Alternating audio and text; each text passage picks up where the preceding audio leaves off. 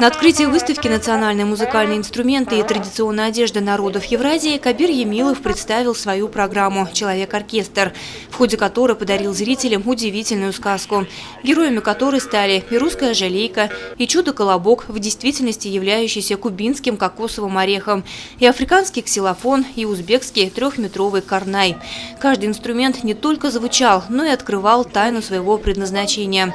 Демонстрируя тот или иной экспонат, заслуженный работник культуры России познакомил посетителей выставки с обрядами и обычаями, с песенным творчеством разных народов, с историей искусства. К слову, сам Кабир Абдулович играет на 40 музыкальных инструментах. Мы привезли в ваш город уникальную коллекцию инструментов со всего мира. И Вьетнам, Таиланд, Индия, Китай, это Африка, это, конечно, и Франция, и Америка, и Англия, духовые, смычковые инструменты. Чем уникально, что они, во-первых, созданы мастерами в одном исполнении. Поэтому отличаются инструменты и банка, и банда инструмент, кокор, шутара, крым, патаюк, ну и так далее. Привезли уникальную коллекцию корая. Чем уникально, что эти инструменты экспериментальные, то есть их можно перестраивать, можно передвигать лады, можно складывать, чем уникально. Привезли инструменты хобус. Кабир Емилов коллекционирует национальные музыкальные инструменты более 25 лет. Пришедшие на открытие удивительной по масштабу и содержанию выставки вместе с искусным рассказчиком погружались в загадочный мир музыкальных инструментов.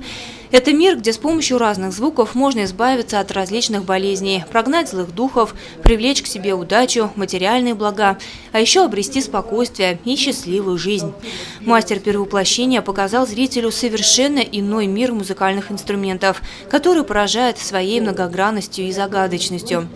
Посетителей не оставила равнодушными и коллекция подлинников национальной одежды народов Азии и Востока, финно-угорского мира, представленная музеем из Челябинска. Мне понравились различные инструменты. Здесь много костюмов разных народов. Мне очень понравились мандолина, тхенхей и многие различные инструменты.